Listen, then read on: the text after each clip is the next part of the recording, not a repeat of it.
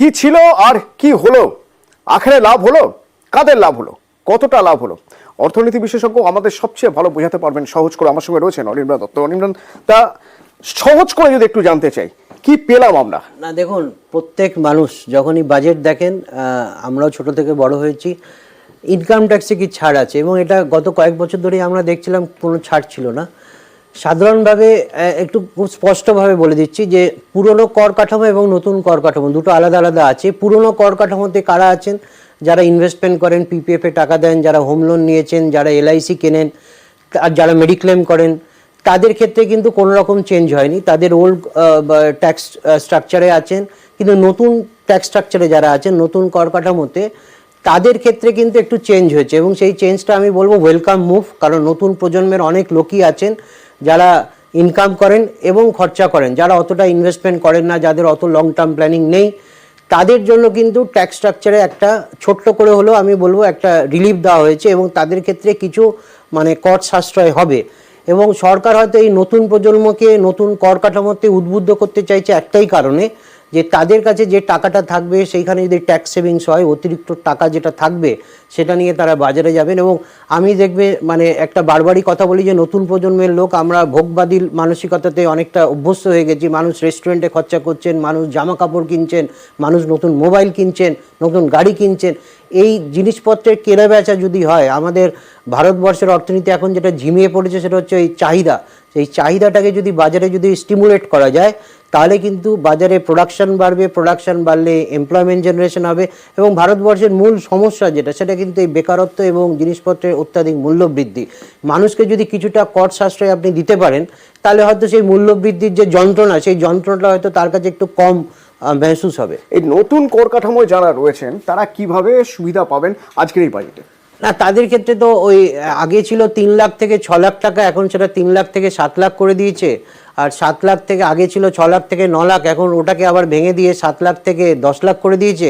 তাতে এক্স্যাক্ট ক্যালকুলেশনটা আমি অলরেডি যদি মুখে বলা যায়, সেখানে সাধারণভাবে একটা 87-এর রিবেট আছে, সেই রিবেটটা পাওয়া যায়। স্ট্যান্ডার্ড ডিডাকশন যেটা 50,000 টাকা ছিল, সেটাকে বাড়িয়ে 75,000 টাকা করে দেওয়া হয়েছে। আমাদের ধরুন কারোর ইনকাম যদি 7,75,000 টাকা হয়, তাহলে স্ট্যান্ডার্ড ডিডাকশন হচ্ছে তার ক্ষেত্রে 75,000 টাকা, তার মানে তার ট্যাক্সেবল ইনকাম হয়ে যাবে 7 লাখ টাকা।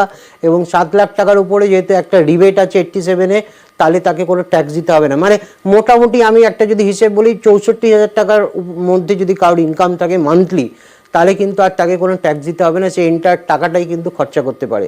কিন্তু আমি বলবো এটা একটুখানি রিস্কি প্রপোজিশন হয়ে যাবে, কারণ নতুন প্রজন্মের লোক, তাকেও কিন্তু একটা মেডিক্লেম করতে হবে। কারণ না হলে আগামী দিনে তার যদি কোনো শরীর খারাপ হয়, মেডিকেল এমার্জেন্সিস হয়, তখন কিন্তু ওই আয়ুষ্মান ভারতের কার্ড বা স্বাস্থ্যসাথীর কার্ড ছাড়া তার কাছে আর কোনো উপায় থাকবে না। সুতরাং আমি বলবো এটা হয়তো একটা সঠিক পদক্ষেপ যে বাজারটাকে স্টিমুলেট করার জন্য। কিন্তু প্রত্যেকটা মানুষ, আমরা তো বলি আত্মনির্ভর ভারত, প্রত্যেককে আত্মনির্ভর হতে হবে। মানুষ নিজের ভালোটা যাতে নিজে বোঝে, কত টাকা খরচা করবে, কত টাকা ব্যাংকে রাখবে, কত টাকা মিউচুয়াল ফান্ড করবে, কত টাকা শেয়ার ইনভেস্টমেন্ট করবে। কিন্তু ট্যাক্স দেওয়ার যে প্রবণতাটা মানুষের, সেক্ষেত্রে কিন্তু ট্যাক্স দেওয়ার যে প্রবণতা, সেখান থেকে মানুষ বেরিয়ে আসতে চাইছে। কারণ মানুষের এমনি কিন্তু প্রত্যেকটা জিনিস কিনতে গেলেই তাকে ট্যাক্স দিতে হচ্ছে। আপনি দেখবেন যে আমরা বলি ইনকাম ট্যাক্স ছাড়াও সারা দিনে আমরা যথেচ্ছ ট্যাক্স পেমেন্ট করি। আপনি যে জিনিসটা কিনবেন, প্রত্যেকটা জিনিসের উপরে জিএসটি আছে, তার মানে ইনডাইরেক্টলি আপনি কিন্তু ট্যাক্স দিচ্ছেন। তো সাধারণভাবে মানুষ এখান থেকে একটুখানি যন্ত্রণা থেকে বেরোতে চাইছিলেন, তাদের জন্য একটা আমি বলবো মার্জিনাল রিলিফ হয়েছে, এবং এটা ওয়েলকাম মুভ। যারা পুরনো কর কাঠামোয় আছেন, তাহলে কি তাদের এবার নতুন কর কাঠামোয় চলে আসা উচিত? না, আসতে পারে। সরকারের ক্ষেত্রে কিন্তু এই ফ্লেক্সিবিলিটিটা দেওয়া আছে। যারা পুরনো কর কাঠামোতে আছেন, তারা যখন চাইবেন নতুন কর কাঠামোতে আসতে পারেন।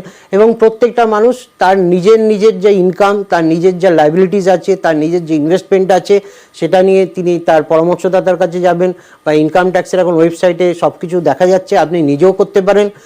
সেখান থেকে আপনাকে বাছাই করে নিতে হবে যে আপনার কোনটাতে কর সাশ্রয় হচ্ছে। আমি বলবো সরকার তো সেই সুবিধাটা দিয়েছে যে আপনি যদি দেখেন যে পুরনো কর কাঠামোতে আপনাকে 20,000 টাকা ট্যাক্স দিতে হবে, আর নতুন কর কাঠামোতে আপনাকে 15,000 টাকা ট্যাক্স দিতে হবে, তাহলে আপনি নতুন কর কাঠামোতে যাবেন।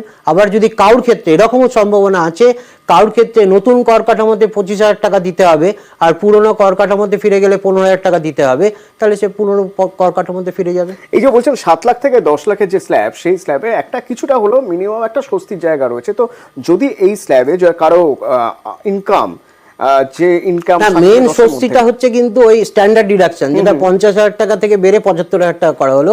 আর ট্যাক্স লেভেলও একটা চেঞ্জ হয়েছে, সেটা ওই 3 থেকে 6 ছিল, সেটাকে 3 থেকে 7 করে দেওয়া হয়েছে।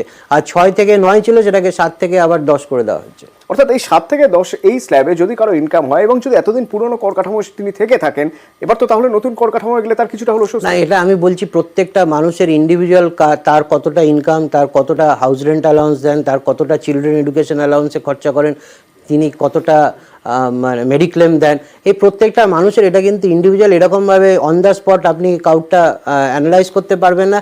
আপনার ইনকাম, আপনার লাইবিলিটি, আপনার ইনভেস্টমেন্ট নিয়ে আপনাকে রাত্রে বাড়িতে গিয়ে অঙ্ক কষতে হবে, এবং সেই অঙ্ক কষে যদি আপনি দেখেন পুরনো কর কাঠামোতে আপনার সাশ্রয় হচ্ছে, তাহলে আপনি পুরনো কর কাঠামোতে ফিরে যাবেন, আর নতুন কর কাঠামোতে সাশ্রয় হলে নতুন কর কাঠামোতেই থাকবেন। কিন্তু একটা বিষয় তো খুব স্পষ্ট, তা হলো কিন্তু দুটো মানুষই কিন্তু একই দামে জিনিসপত্র কিনছেন বাজার থেকে, সুতরাং মানুষকে নিজেকে বেছে নিতে হবে, আমি নতুন কর কাঠামোতে যাব না পুরনো কর কাঠামোতে যাব। সরকার চাইছে যে নতুন কর কাঠামোর দিকে মানুষ উৎসাহ পাক, আরো বেশি উৎসাহ পাক, এটা সরকারের কি লাভ? না, সরকার আরও একটা জিনিস বারবার আজকে বাজেট স্পিচে যেটা বলেছেন, সেটা হচ্ছে সিম্পলিফিকেশন।